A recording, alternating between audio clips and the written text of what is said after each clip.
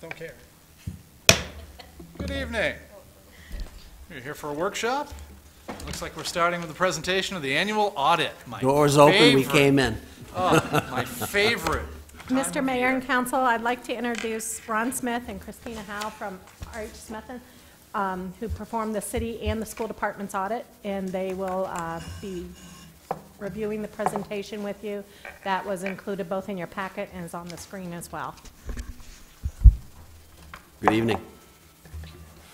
So I'm Ron Smith, this is Christina Howe. We have done and completed your June 30, 2018 audit for the city. And the CAFR has been submitted for its award to the GFOA on time as well. And we're going to go over the financial condition for the city as of June 30th. So here's a comparative, your budget to your actual, comparative budget to actual for the city for the year ended June 30, 18. The city budgeted $120 million, spent received $122 million, so you collected more than what you anticipated when you put your budget together, to the tune of about $2.2 million. Largely, that was in part of excise tax collections for automobile registrations during the course of the year. $750,000 was for that alone. Next. What you planned on spending. The city had a spending budget of about $126 million, of which it spent a little more than $124 million, or $1.8 million left of where you spent. And traditionally, the city has been very frugal, so there's nothing up there that would jump out at me that would say, hey, you certainly were not within your spending right limitations. As usual and as consistent with past years, you're $1.8 million below of where your target was, where you're going to spend, in your city budget. So, and education, I think, is duly noted. Education this year was about $500,000 under budget for what they expected, and education, you'll clearly see, makes up about 55% of your city budget. The equity position of the city, there's the total breakdown for the city, and we try to put it into 3-year comparisons. And I would say that probably the thing that jumps out at me the most here is the consistency of the city. Clearly from 16, 17, and 18, the city's always maintained right at its fund balance policy of over 12%, usually around 14%. And this is certainly indicative of the consistency for the past 3 years. Fund balance analysis, city and school, 2009 and 18. Again, the comparative to the city and school going back to 2009. The one thing, not to get too far removed from 2018, I'm a big fan of like the past 2-3 years. The city's fund balance last year assigned, and you'll see that in the next slide. You were almost a model of consistency from 17 to 18. You were about $16.4 million of unassigned fund balance, in 17 as you were in 18. The school's fund balance actually went up about $500,000 from 17 to 18. It went from 1.7 to a little north of 2.2, almost $2.3 million. So, and that was largely in part to the school department not spending down its budget. And there's your percentage compared to your budget. And the funny thing, and Heather and I were talking about this, even though your fund balance stayed the same within your target fund balance policy of, and I believe it's 8 to 12%, your fund balance is about 13%. Last year it's 14%. It actually, compared to your budget, went down about a percentage, from 18 to 17 because of the size of the budget. But the constant is the $16.4 million that's been there for the past 3 years at the city of Lewiston. So there's nothing there that alarms us except the fact that your budgets are getting bigger, and that just means that the indication of your fund balance is going down, and that can skew that. A bigger budget will certainly skew the percentage of your policy, and like I say, your range is 8 to 12%. You're at about 13% in 18. You'll see last year you were about 14%. So, but I don't see anything there that's alarming. Workers' compensation reserve, you have claims that are presented against the city for various workers' compensation, issues. I would say probably Public Works would be your biggest one, certainly within that department at the city. The expectation is there could be $4.7 million of claims or reserves filed against the city, of which you've got about $1.3 million, set aside into that reserve. And it's pretty consistent where it was in 2017. And really, what does it boil down to? You're about $3.4 million short, in funding if all those claims were to be presented and you need to exhaust your reserve to pay off those claims, you wouldn't have enough money. But you've got about $1.3 million to put towards those claims and a loss contingency, but the expectation is it's going to be about $4.7 million, and you're short 3.4. So, and that's consistent with where you were last year. It's up from where you were in 16, but down from where you were in 15. So, debt per capita, just a slide we show in, and we try to, again, use some of your brother and sister cities here to compare it to. And there's really nothing that sticks. It's a slide that certainly has a lot of value, and certainly if you want to compare it to your neighbors, but, considered the debt per capita income, obviously Lewiston is the second highest in the state, behind Portland. So, and I don't think that there's anything there that would jump out at me, that would say, should we be concerned? Should we be concerned? No, nothing that would concern or alarm me at all. I have a question. Sure. Noticing the difference in the debt per capita between 16 and 17 was within $100,000, and then it jumps 1.6. I'd say probably a lot of that's population increase. A lot of that would probably the diversity of the population. A lot of it would definitely be based on population, for sure. Councilor Marcotte, we did not do a bond sale in 2017. We did 2 bond sales in 2018. Yeah, Okay, timing on the bond sales. Timing of the bond sales. Okay. yeah. So, I mean, there's a lot, but there's a lot of variables to that, too, so.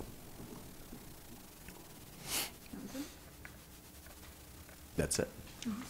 So there's the financial summary for the city as of 2018. Talking points, an issue, best practice issue again, recreation. They were a little lax in their P cards, which are a glorified credit card out there. We had some conversations with your management about trying to get to some best practice there. Missing receipts. Looks like that there was some creativity with getting underneath the purchasing policy of $1,000 at the city. So a lot of that was addressed, with Heather and her group. And I know that there either was or is some planned training in that area. And that was certainly something that we noted during our test work that we believe was and is being addressed as we speak here right now. The school department is part of the city's audit. We have spent a lot of time at the school. There's been a lot of turnover at the school. I know that they're certainly in the midst of making some adjustments over there within their business office, and we've worked hard with them to try to get to some best practices and clean some things up over there. And there were some management comments that we noted over there as well, but the school management and board has been very receptive and forthcoming and working with us to try to, again, get to that best practice and help out in those areas too. So, as far as everything else, compliance, federal compliance, you put through and spent $14 million of the U.S. federal government's money last year. A lot in the areas of education for sure. We found no question cost or compliance findings, that rose to the level of us sitting, in front of you as a city council and saying, you've got some major problems here in this area. None rose to that level at all. So, so congratulations to you, your city management, and certainly kudos to you all for how you move pieces of paper and understand your business.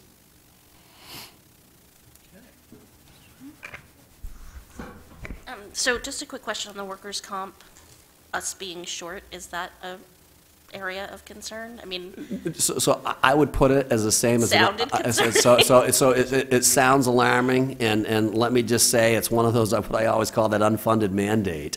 I would equate it to the same as an unfunded pension obligation. you know, that if everybody retires on the same day, there's probably not enough money in the system to pay for the retirees. Clearly, nobody's going to, you know, as far as your workers' compensation and all that, get hurt and claims. It's just, you're not going to ever hit that perfect storm there. And usually it's pay as you go. You know, but what we like to say is actuaries are making a living out there, and there's some rationale behind those numbers.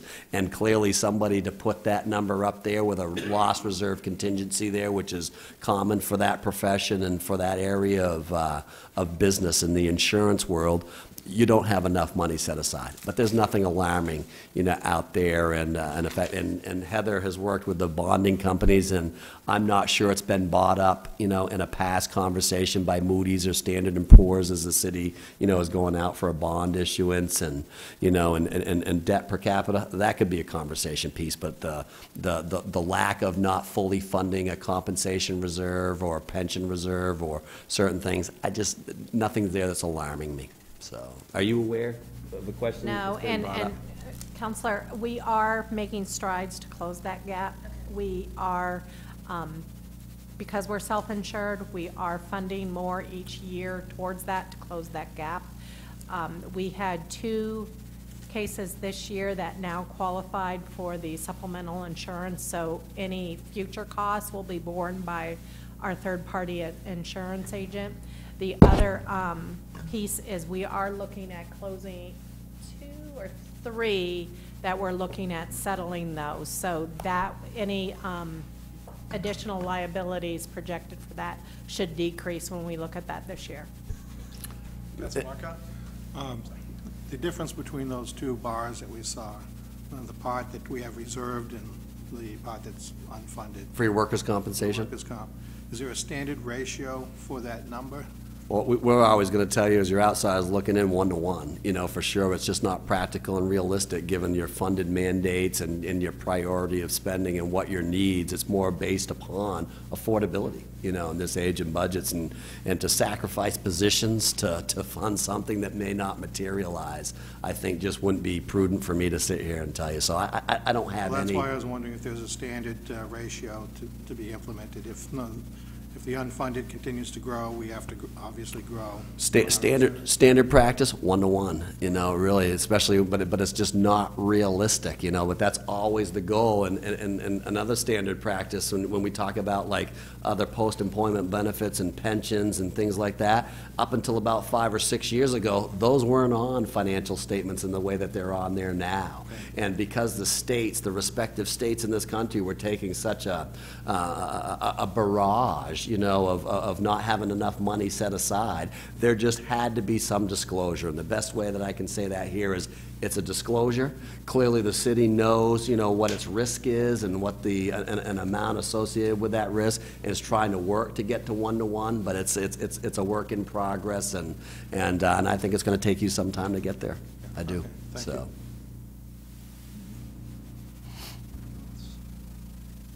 Thank you very much. That's been a great pleasure. Mr. Mayor, if I could just remind the council, we concluded FY18's year-end. Our floor and ceiling, as a reminder, is 8% and 12%. We concluded, thank you, we concluded the year at 12.94%. So we are $1,196,000 above the maximum going into the budget. So that was one concern. We pledged a significant amount of money this year, about to the tune of 4.4. We were concerned about having enough to kind of not necessarily match that, but at least have something for this year, for the FY20 budget. And I'm happy to say we do have some surplus available to consider for those capital and one-time operating costs. Thank you. Okay, I believe we're here from Misty, Link, combination of, on our Choice Neighborhood Planning implementation.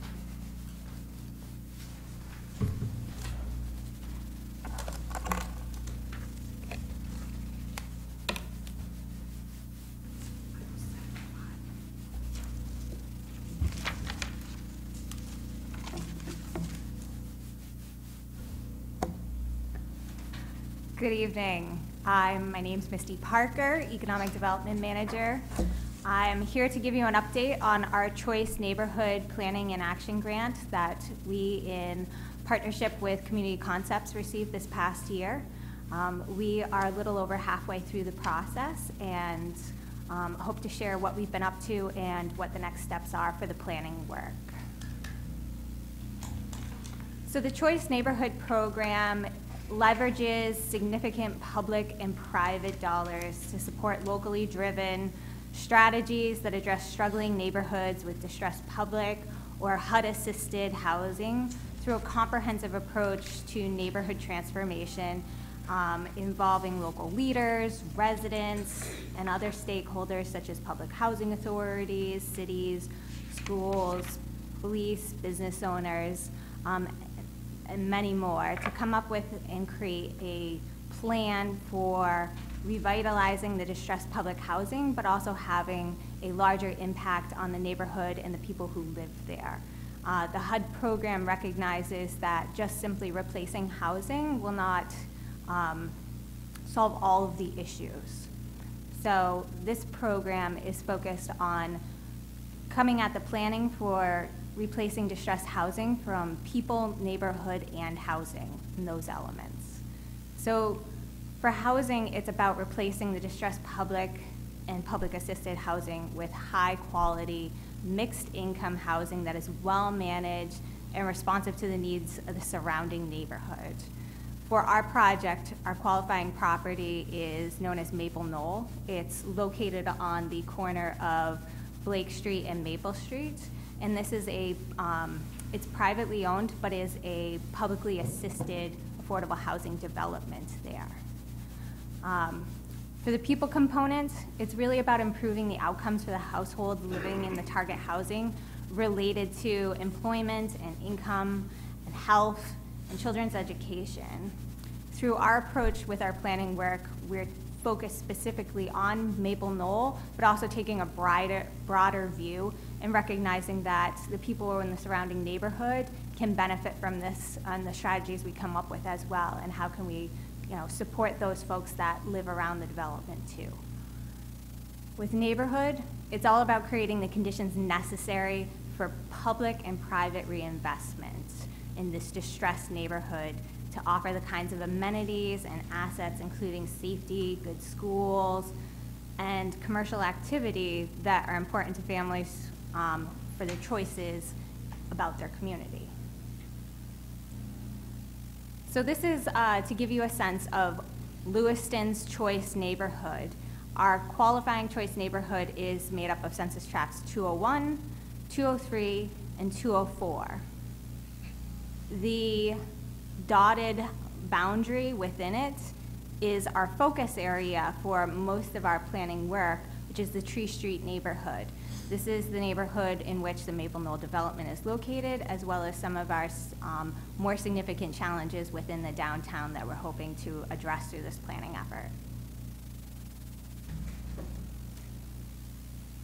So to give you a sense of sort of how this work has been coming together, with Community Concepts and the city as co-applicants, we've also been fortunate to have the support of the John T. Gorman Foundation, who has provided a consultant by the name of Chris Shea, who has experience working with choice neighborhood programs and has been advising and helping us think about how we can approach this creatively.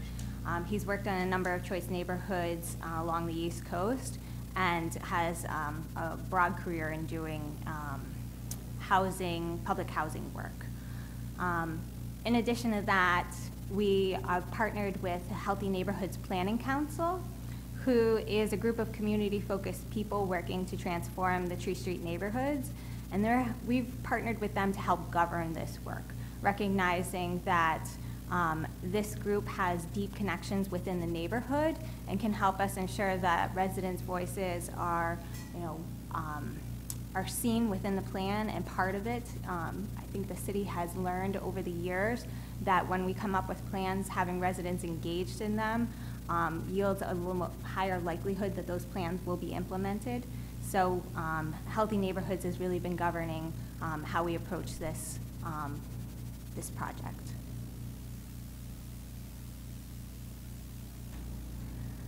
So to give you a sense of how this plan comes together, since there are many components and a lot of work comes into them, that's guided by HUD and their expectations for developing these transformation plans.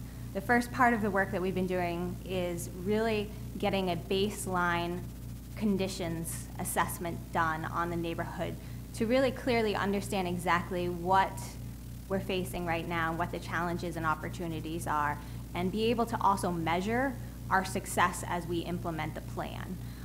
That's really important as we approach this to know, are the strategies that we come up with really making a difference in the neighborhood, or do we need to change the way we approach it and really ensure that what we're doing is making progress?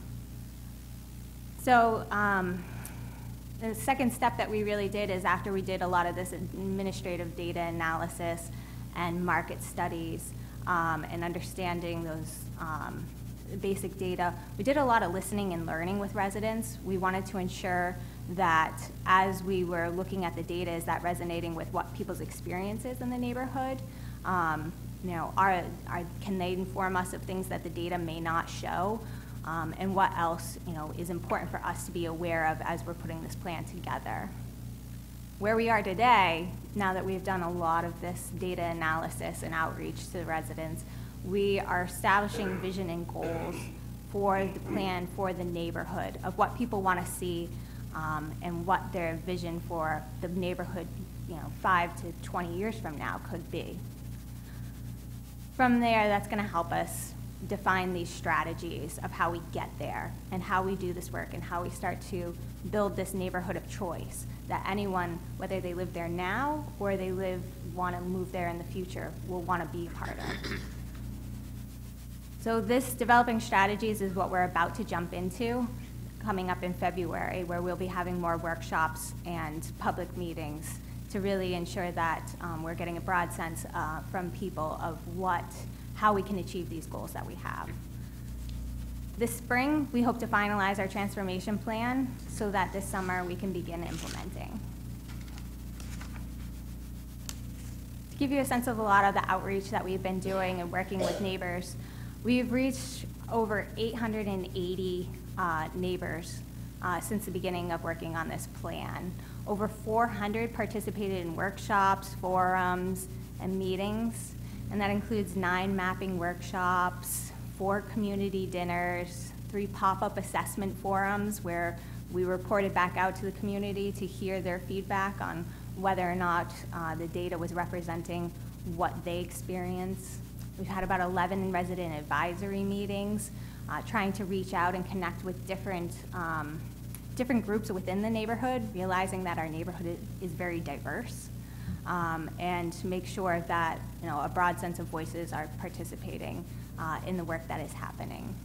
And we also, just this past November, right after Thanksgiving, completed 7 housing focus groups with various neighbors, as well as 1 community housing forum where we could really dive into the types of housing that are needed and what families are experiencing, and when new housing is built, what do people need out of that new housing?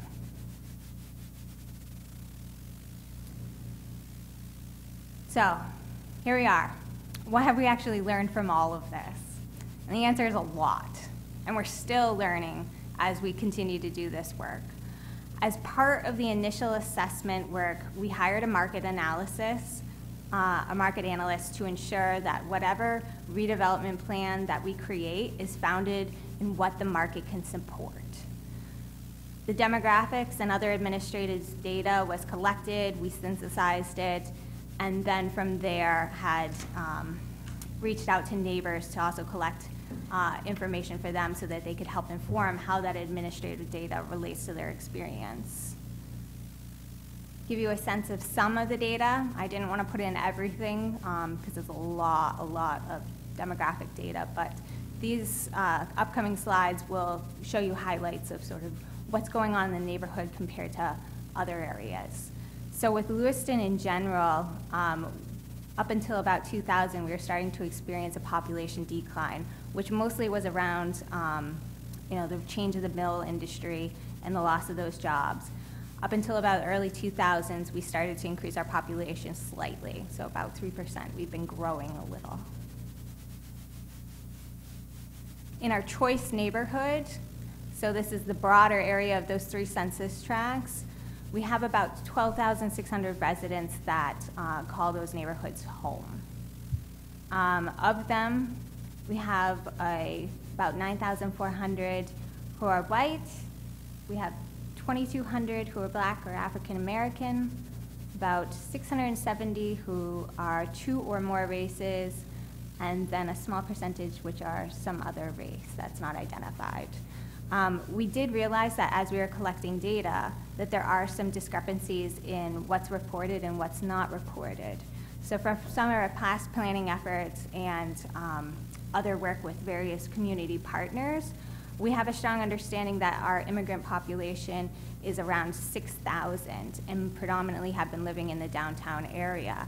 However, the data from the American Community Surveys and through our data analysts found what is reported here. And a lot of that is possibly due to when the census is done, and that was in 2000 and then 2010. And in 2010, there was actually a change in how some of that data was collected, and so therefore it may not be fully representative. So as we collect data and try and get it refined to, especially on a neighborhood level, and really understand, we have to balance what our estimates through our data analysis and what we know and experience through the community as well. Yep.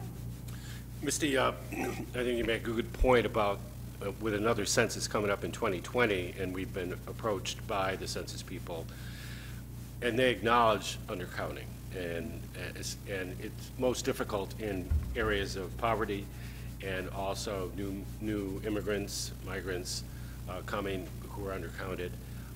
So I think it behooves us to kind of make sure that we do what we can to influence a proper census and get that information out, that it's really in our best interest as a community, as a city, as a state, to have the proper numbers. That's not an easy task to do, and I agree with you. I think our population is certainly more than what you showed as well.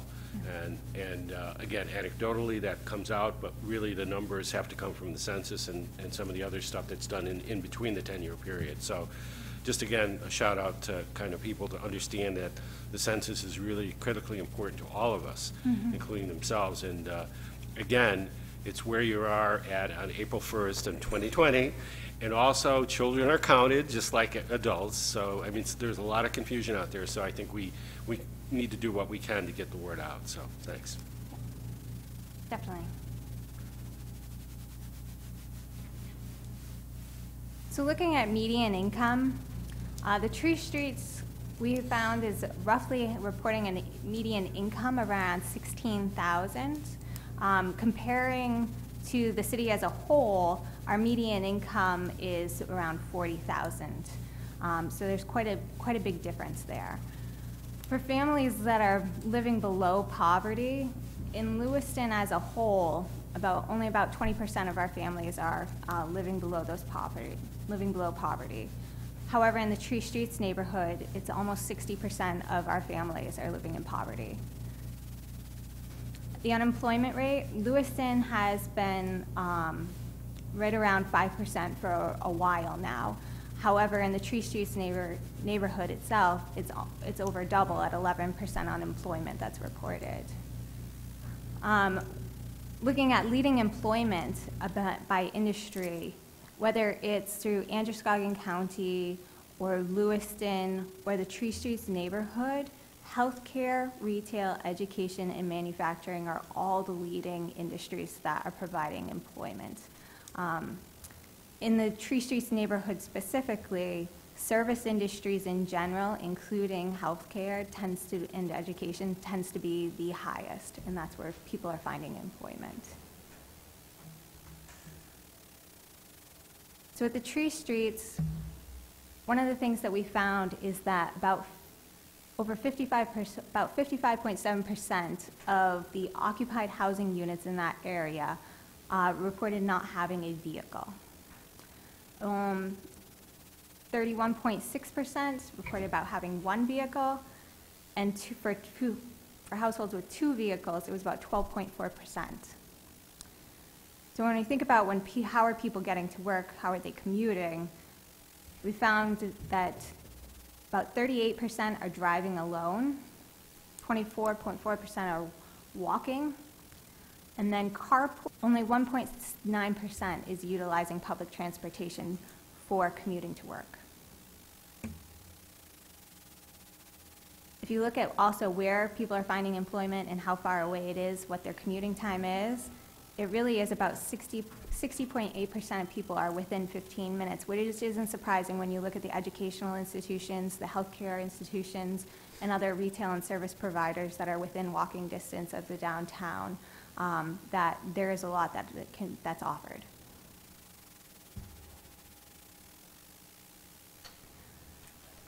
So reaching out to residents and talking to them about their experiences, and especially how this information, how to make sense of it and what it really means.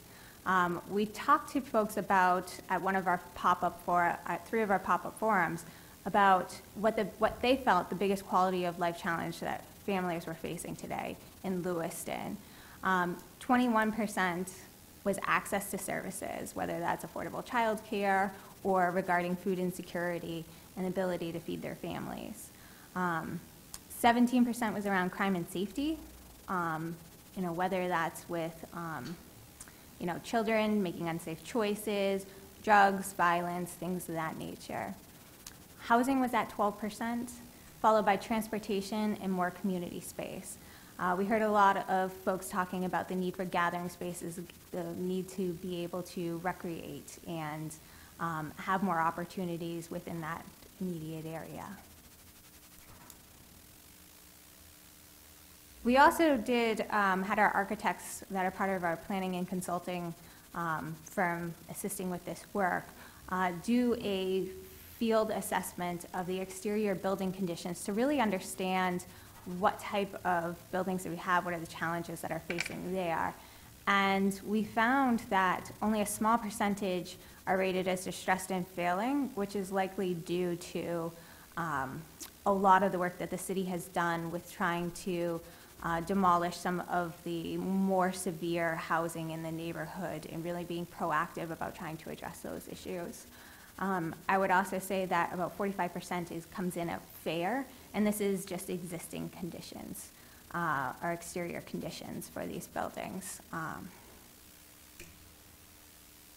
Give you a sense, the Tree Street neighborhood, we do have about a little over 2,000 housing units in that neighborhood. Of those, 95.8% are rental housing.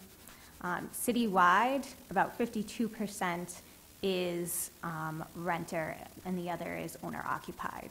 So very, very high concentration of renters in this Tree Street neighborhood. 68% of the housing units in the Tree Streets were built before 1940, which leads to a lot of the challenges with maintenance and exterior issues. The median gross rent in the Tree Streets is $485 per month. And the information on the slide here shows some of the responses and feedback that we received from residents participating in our forums about their general impressions about housing conditions and what they liked about it and what they didn't like.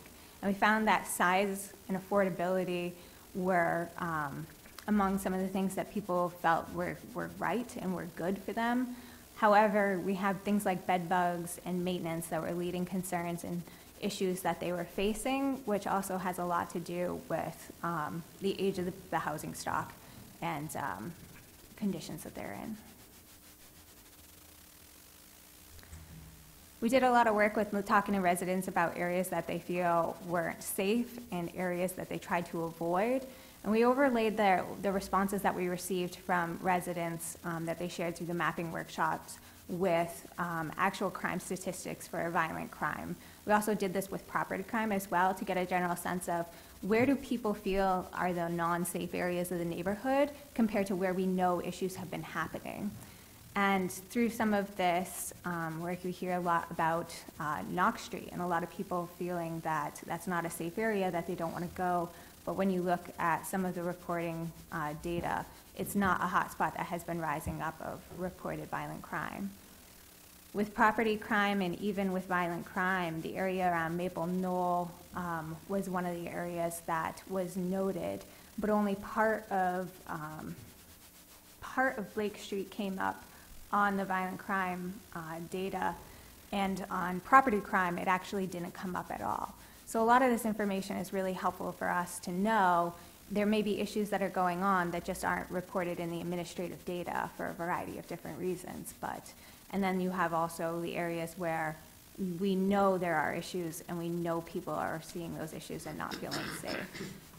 So this information can help us in developing strategies of how do we look to address this through some of the work that we do and target and do some interventions in these areas. Which is what to do with all of this information.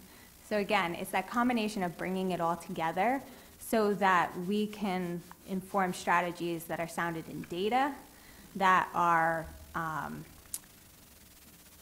rooted in measurable outcomes, and that relate to people's experiences, so that we know where and how to target. Because the reality is that resources are pretty limited, and we have to be very strategic if we're going to change a neighborhood and help improve the lives of those that are there, as well as provide opportunities for other people to come into that neighborhood.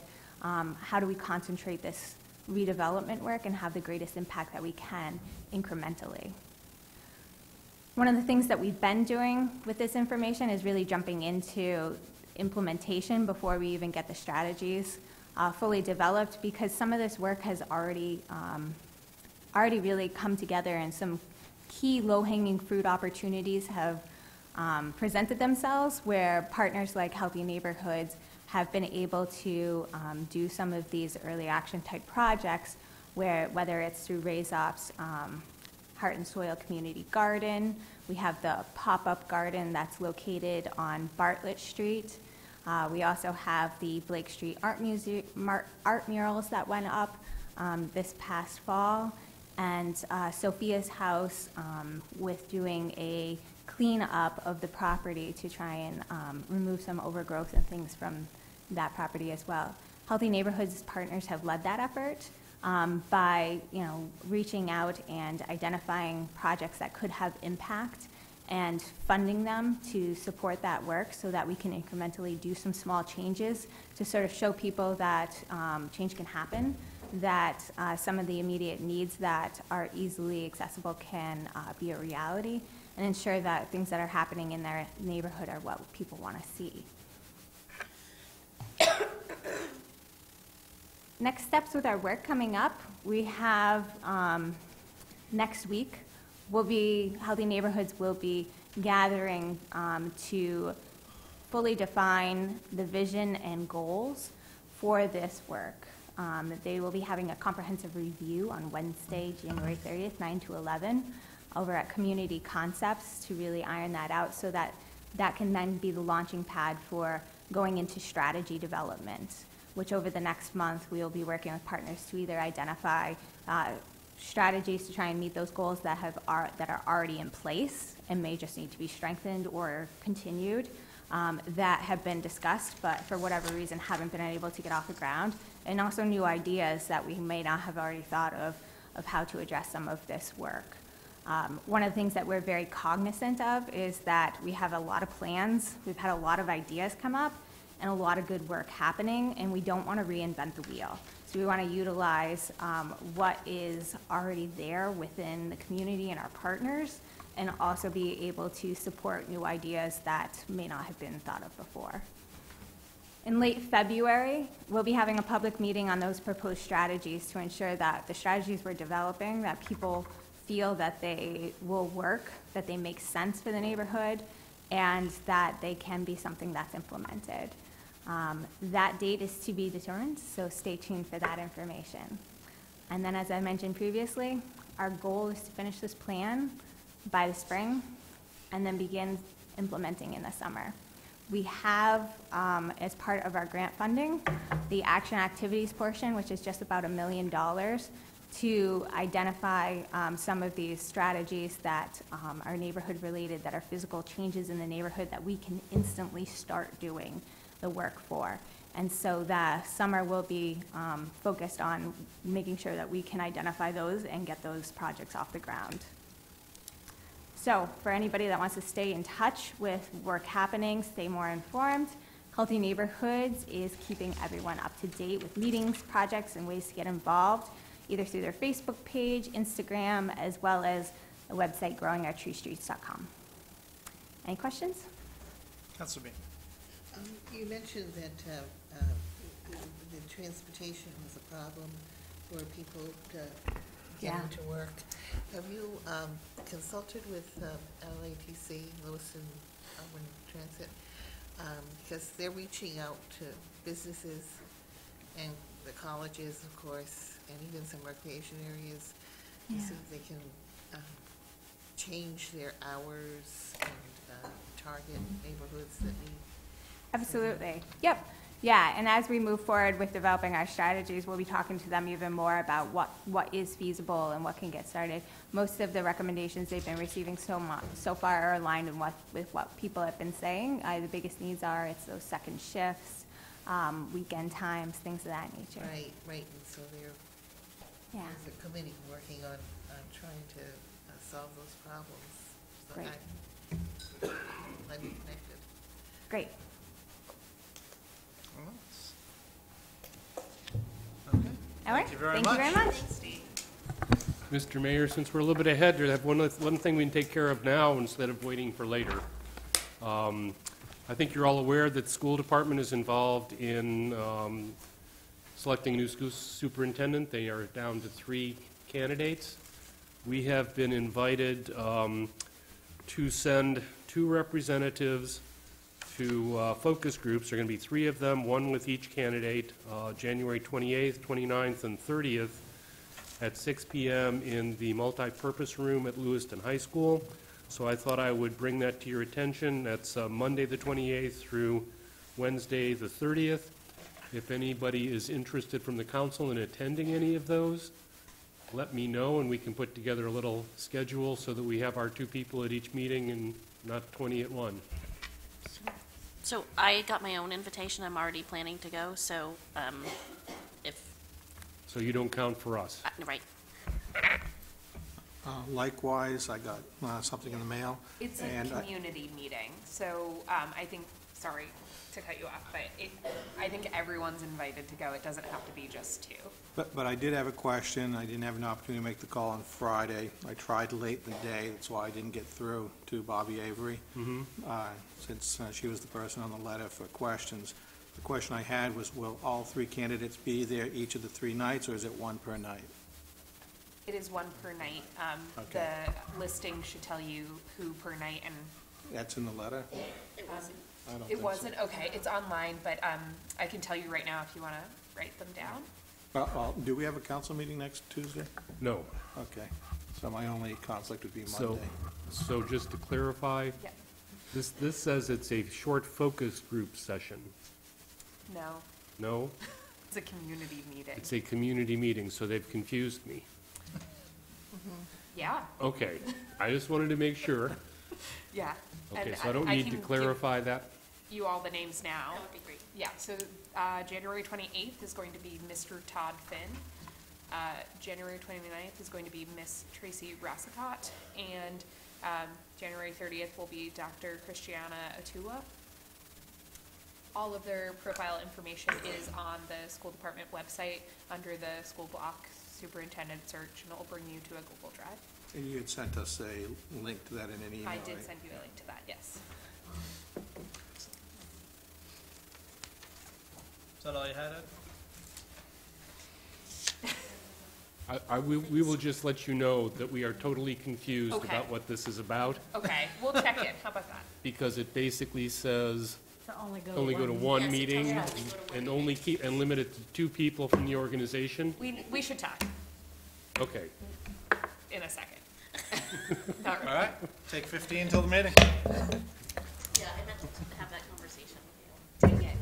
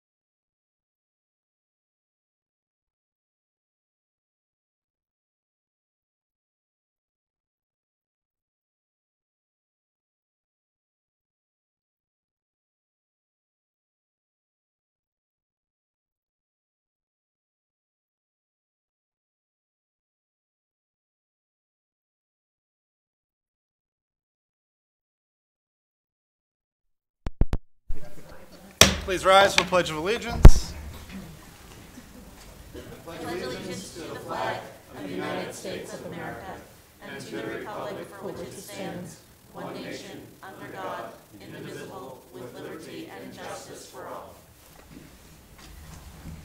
Okay. So we are going to start the meeting as we always do with a little recognition. We're going to do something a little different this time. We normally recognize individuals, sports teams on certain accomplishments. Today we are going to put out a commendation for excellence in small business and commitment to the city of Lewiston. And today we are going to recognize Lisa Schwinnard, who is the owner of the Italian Bakery. Everybody's wondering where the donuts are. Right? I think the whole council was really pushing for this. I get mine every day, much to the chagrin of my 6-month weight loss. It's probably been set back a little by you, Lisa. I'll blame you. Okay, it's Brandon's fault now. We'll blame him. So this bakery's been in operation in our city since 1960. Family owned. Lisa and 6 siblings have all worked there. They've employed a number of young people for a very long time. And I thank you for your resilience to this city and all those breakfasts that I probably shouldn't have had. So thank you very much. Come on up. I also just want to add that Emma Williams, our LYAC chair, is an employee at the Italian Bakery. Come on, you know what you're doing. It's not our Now you can picture take. first rodeo, right? Yes, go ahead.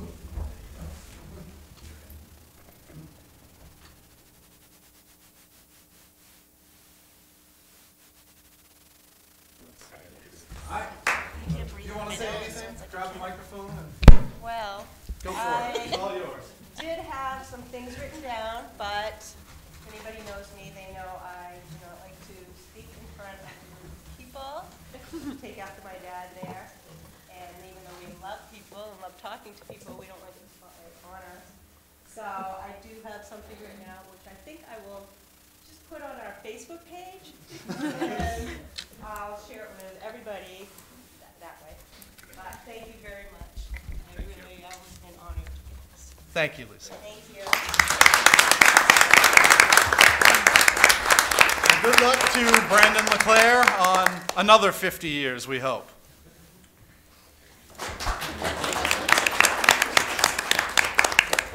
And now we will go right to Italian Bakery employee and LIAC chair, Emma Williams. All right, plans are underway for LYAC's February 7th Let's Go Eat event at the Franco Center.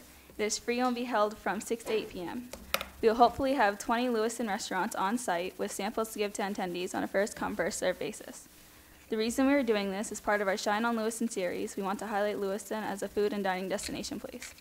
Also, each participating restaurant needs to share why do you choose to do business in Lewiston, and what have your experiences doing business in Lewiston been like. We will have answers to those questions displayed at the event, and restaurant owners can also take the microphone and speak to attendees about doing business in Lewiston. On the center's drop-down screen, we'll plan to have pictures of Lewiston scrolling with music playing in the background. LEAC members have been reaching out to restaurants and bakeries, and we have 7 places signed up so far. Heritage Restaurant, Marco's, Fran's Restaurant, Forge, Luigi's, Eclair and Pastries, and Italian Bakery. Other restaurant owners who want to participate may contact LEAC by calling our advisor, Dottie Perrin-Whittier, at 513-3018. Any questions? Last week, my nephew came to visit from Pennsylvania, and he's a young man, and he was here on business, and he did eat at our house a lot, but also he was wondering, he was staying at the inn there on, oh darn, now I can. Lincoln Street? Yeah, what's the name of the, might as well give the name. The Hampton Inn, thank you, I'm sorry. And he was asking me about places to eat around the Hampton Inn, and I gave him a lot of names, but then I thought, gee, I wonder if Lewiston could have, I wonder if we have a directory of local restaurants in Lewiston.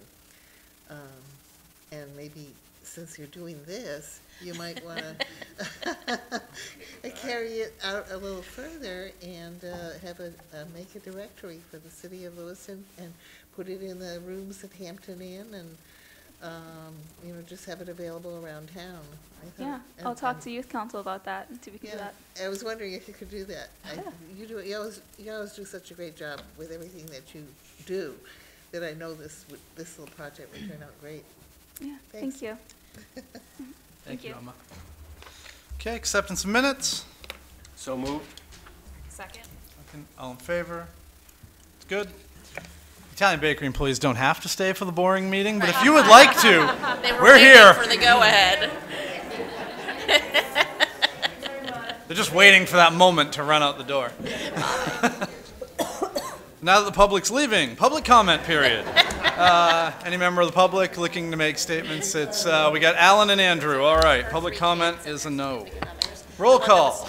All roll call votes for this meeting will begin with the Counselor of Ward 2. Councilor Pettingill. And agenda item number 1. Item number 1, public hearing on the renewal application for a special amusement permit for live entertainment for the Cage, 97 Ash Street. Requested action to grant a special amusement permit for live entertainment to the Cage, 97 Ash Street. So moved. Second. Motion by Councilor Lyson, seconded by Councilor Cloutier. Questions on the council? I'm going to assume Alan and Andrew aren't asking questions, so I'm going to skip the public. So for the benefit of people on TV, there you go. You get a shot of it. Nobody's here. Okay, so call the roll. Council from Ward 2? Yes. Ward 3? Yes. Ward 4? Yes. Ward 5? Yes. Ward 6? Yes. Ward 7? Yes. And Ward 1? Yes. Motion passed by a vote of 7-0. Agenda item number 2. Item number 2, resolve adopting an updated and amended purchasing policy. Requested action to approve the proposed amendments to the city's purchasing policy, City Policy Manual Number 46, as recommended by the city administrator and the finance director. So move. Second. Motion by Councilor Marcotte, seconded by Councilor Pettingill. Mr. Mayor, just a quick comment. There is a revised version in front of you that just had a typo corrected and some language cleaned up a little bit. Excellent. Questions, comments, concerns from the council? Call the roll. Council from Ward 2? Yes. Ward 3? Yes. Ward 4? Yes. Ward 5? Yes. Ward 6? Yes. Ward 7? Yes. And Ward 1? Yes. Motion passed by a vote of 7-0. And Mr. Mayor, one other quick comment. You will notice that one of the things that was removed from the purchasing policy was the section on sale of property. There will be something being worked on to come back to you to reincorporate that in some different form in the near future. Okay. Agenda item number 3. Item number 3, resolve approving an extension of the agreement with LWS Development for the purchase and sale of real estate at 188 Lincoln Street.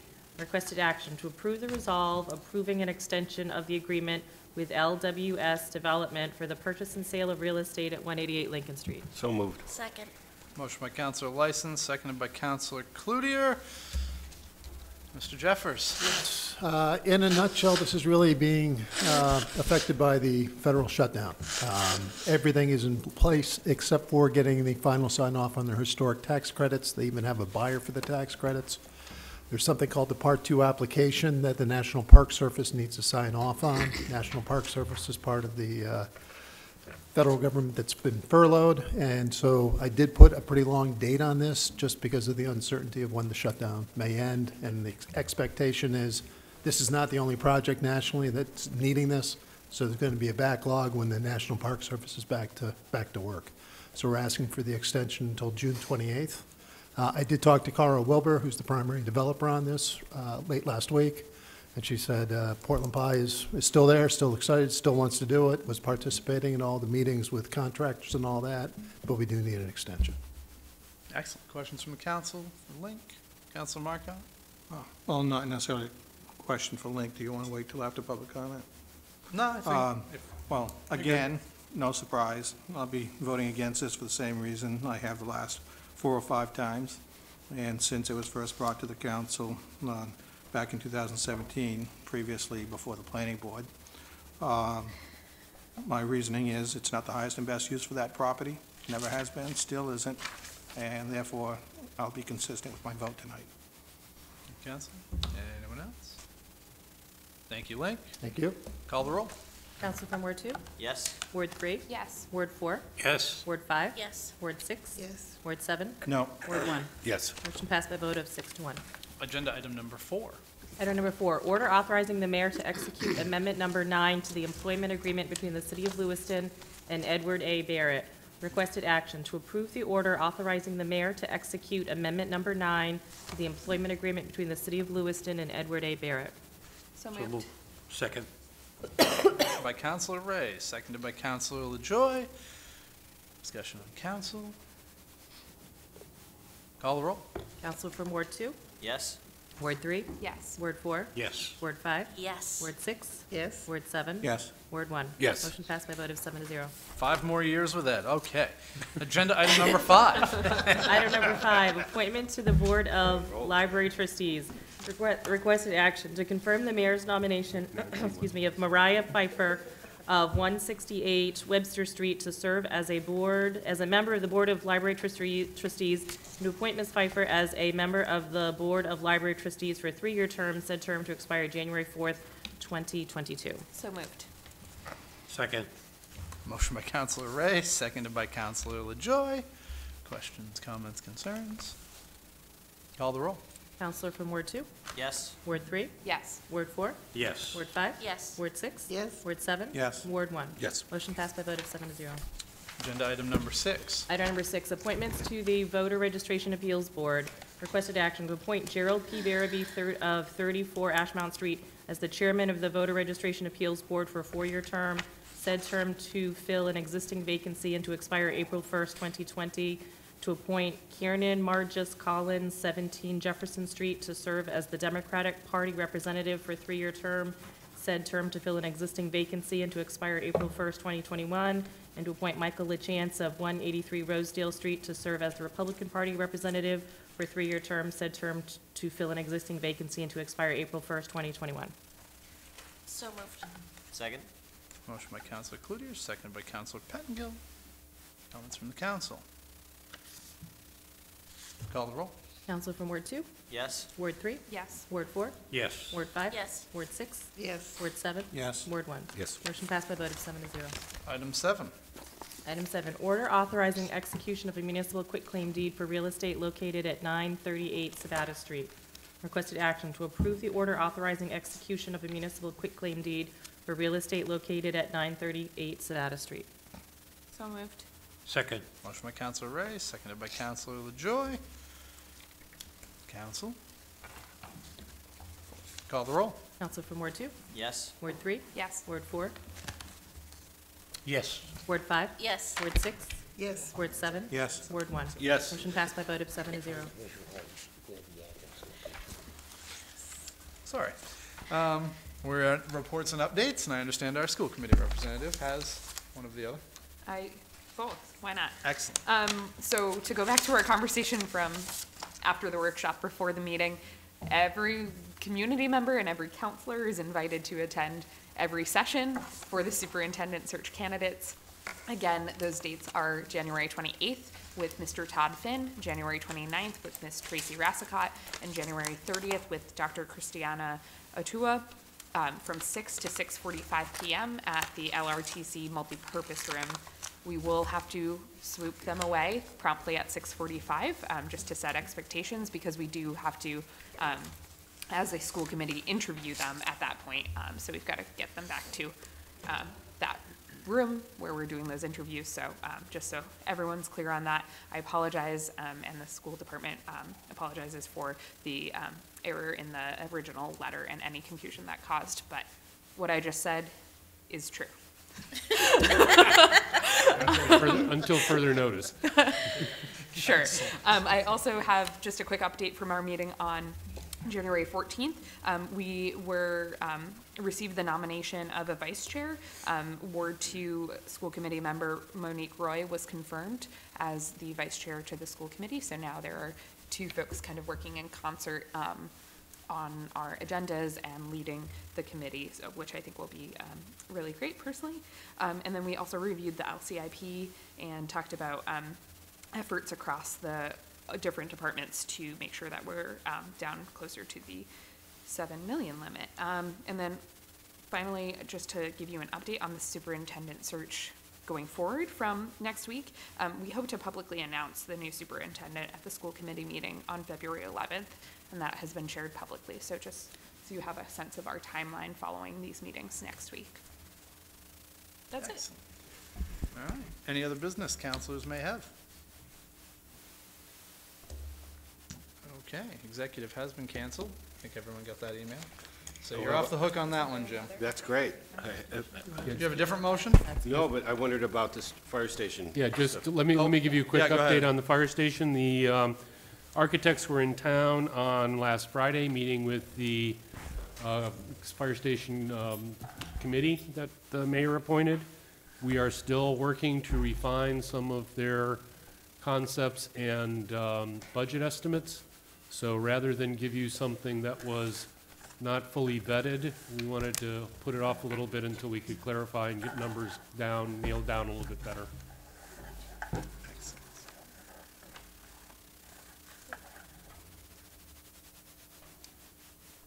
Nobody wants to leave? At all? Motion to adjourn. Ah, yeah. Second. Ah, excellent. All in favor? Great. Expedient. Dennis. Good. Come on.